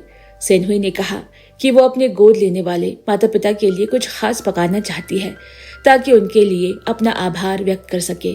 वापसी में सामान हाथ में लिए हानियो ने सेनहुई को अपने दिल की बात बताई। वो भविष्य में एक आर्किटेक्ट बनना चाहता है और एक खूबसूरत घर बनाना चाहता है सेनहुई के लिए। अगर किस्मत साथ दे तो शायद वो दोनों साथ में उसमें रह भी सके। सेनहुई उसकी भाव समझ गई, लेकिन कुछ कहा नहीं, बस जाते हुए शुक्रिया बोली। इससे पहले कि ह्यानयू कुछ कह पाता, वो जल्दी से विदा कहकर उस राख बन चुके घर में लौट आई। खंडहर बने घर में वो एक एक चीज धीरे से उठाकर साफ कर रही है। आग से जली हुई पारिवारिक तस्वीरों को देखकर उसका दिल टूट गया। घंटों मेहनत के बाद उसने घर को पहले जैसा बना तो दिया, जैसे कि वो कभी टूटा ही ना हो। फिर वो रसोई में गई, एक खास खाना बनाया और मेज पर एक जन्मदिन का केक रखा, जिस पर लिखा है हैप्पी बर्थडे सांगहो। उसने अपने माता पिता से कहा कि उसे अब सब याद आ चुका है, कैसे सांगहो ने उसकी जान बचाई थी और आज उसका जन्मदिन है। आंख भर आई और वो सिसकते हुए बोली, अगर मैं न होती तो शायद आपका बेटा जिंदा होता। गोद लिए पिता ने उसे समझाया कि उन्होंने सच इसीलिए छुपाया ताकि उसे बुरा न लगे। माँ ने उसका हाथ थाम लिया, नरम और स्नेह भरी आवाज में कहा, हमारा परिवार इस तूफान के बाद फिर एक साथ खड़ा हो जाएगा। सेनहुई ने सिर हिलाया और उनके लिए सीवीड सूप परोसा। माता पिता ने स्वाद की तारीफ की, लेकिन सेनहुई बस धीमे से माफी मांगती रही, बार बार। उधर ह्यानयू परेशान है। उसे शक होने लगा कि कुछ गड़बड़ जरूर है, इसीलिए उसने पुलिस को कॉल कर दिया। उसी समय परछाइयों में कोई खड़ा है, सेनहुई का असली पिता ह्यानमिन। उसी ने सेनहुई को पिछली रात जहरीला सूप दिया था। पिछली रात सेनहुई सड़क पर चल रही थी जब उसे ह्यानमिन का फोन आया। उसने बताया कि वो उस समुद्री हादसे से बच गया और अपनी बेटी से मिलना चाहता है। उसे यकीन है कि अपनी असलियत पता चलने के बाद सेनहुई अपने गोद लिए हुए माता पिता के साथ रह नहीं पाएगी। वो चाहता है कि सेनहुई उसके पास लौट आए, लेकिन उससे पहले उसे एक मदद की जरूरत है। उसने सेनहुई से कहा कि अपने माता पिता के सूप में थोड़ी सी दवा मिला दे जो उन्हें बेहोश कर देगी। सेनहुई ने वही किया जैसा उसने कहा था। कुछ समय बाद उसके माँ बाप बेहोश हो गए और ह्यानमिन खुशी से पागल हो गया। वो बोला, नई जिंदगी शुरू करने के लिए हमें पैसे चाहिए, तिजोरी कहाँ है? सेनहुई ने तिजोरी वाले कमरे की तरफ इशारा किया और कोड है उसका जन्मदिन। ह्यानमिन ने नंबर डाले, तिजोरी नहीं खुली। फिर दूसरी बार कोशिश की, तब पर भी नहीं खुली। वो बार बार अलग अलग तारीखें डालता रहा, पर कोई काम नहीं आया। सच्चाई यही है कि वो अपने बच्चे का जन्मदिन भूल चुका है। घबराहट में उसने शराब का एक घूंट निगल लिया। तभी अचानक उसे याद आया वो दिन जब सेनहुई पैदा हुई थी। अस्पताल की उस छोटी सी खिड़की से अपनी नन्ही सी बेटी को देखकर उसका दिल खुशी से भर गया था। उस दिन उसे लगा था कि हर चीज नई और खूबसूरत हो जाएगी। ये बताते हुए उसकी आंखें भर आई। उसे लगा उसका सपना बस कुछ कदम दूर है। उसे चाहिए तो बस पैसे। आखिरकार तिजोरी खुल गई। वो पैसा गिनने लगा। लालच और जीत के अहंकार से उसके चेहरे का रंग ही बदल गया। उसी वक्त उसके शरीर में अजीब सा दर्द उठा। सेनहुई ने उसकी चाय में भी दवा मिला दी थी। वो घसीटते हुए कमरे से बाहर निकलने की कोशिश करने लगा और उसी समय सेनहुई डाइनिंग टेबल के पास पहुंची। उसने खुद भी वो नशीली शराब का ग्लास भरा। बहुत पछतावे के साथ उसने उस ग्लास को होंठों से लगाया ही था कि तभी किसी हाथ ने उसे रोक दिया। वो उसकी गोद ली हुई माँ है। उसने सेनहुई के हाथ से वो ग्लास छीन लिया और कहा, मैं तुम्हें बचाऊंगी। गोद लिए हुए पिता ने भी उसे गले लगा लिया। उस पल तीनों एक दूसरे को थामे खड़े हो गए, एक परफेक्ट परिवार की तरह। लेकिन अफसोस, ये सब सिर्फ सेनहुई की कल्पना है। कुछ ही समय बाद हान्यू की सूचना पर अफसर शीन और उनकी टीम सेनहुई के घर पहुंची, जहां पर सेनहुई सहित उसके गोद लिए हुए माँ बाप और उसके जैविक पिता सभी बेहोश पड़े थे। इसके बाद कई दिन बीत गए। अफवाहें फैल गई कि सेनहुई विदेश चली गई है, लेकिन किसी को उससे संपर्क नहीं हो पा रहा। समय भागता रहा और 3 साल बीत गए। हान्यू अब एक आर्किटेक्ट बन चुका है। उसका सपना था एक ऐसा घर डिजाइन करना जो वहां रहने वाले लोगों की जिंदगियों में खुशियां भर दे। एक दिन वो उस घर गया जो कभी आग में जल गया था और बाद में दोबारा बनाया गया। सेनहुई के गोद लिए हुए माता पिता अब ठीक है, लेकिन हान्यू साफ महसूस कर सकता है उनके दिलों में सेनहुई की कमी अब भी गूंजती है। घर पूरा है पर परिवार अधूरा। उसने सेनहुई को एक मेल भेजा, अपनी पढ़ाई, अपनी जिंदगी और सबसे ज्यादा वो उसे कितना याद करता है ये सब बताते हुए। सर्दी आ गई। खिड़की के बाहर गिरती बर्फ को देखकर हान्यू पुरानी यादों में खो गया। सेनहुई के साथ खेलना, हंसना, दौड़ना। हर बार जब वो उन्हीं गलियों से गुजरता उसे लगता जैसे सेनहुई उसके पास से फिर गुजर रही हो, बस एक पल के लिए। कुछ समय बाद सुआन भी जेल से रिहा हो गई। हान्यू और उसकी बहन उसे लेने पहुंचे। हान्यू ने सुआन को माफ कर दिया। उसने उसे चाकू मारा था, पर उसके दिल में सेनहुई को खोने का दर्द कहीं बड़ा है। बर्फ से ढके दिन, दोनों आमने सामने बैठे अतीत की कहानियां साझा करते हुए। सुयान ने कहा कि सेनहुई सिर्फ उसके लिए दोस्त नहीं बल्कि परिवार थी। इसी वजह से उसने उसके स्कूल में भी ट्रांसफर लिया, लेकिन अपनी भावनाएं कभी उसके सामने नहीं रख सकी।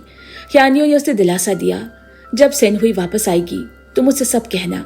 उधर सेनहुई के गायब होने के बाद से उसके गोद लिए हुए माता पिता के जीवन में जैसे कोई खालीपन घुल गया हो।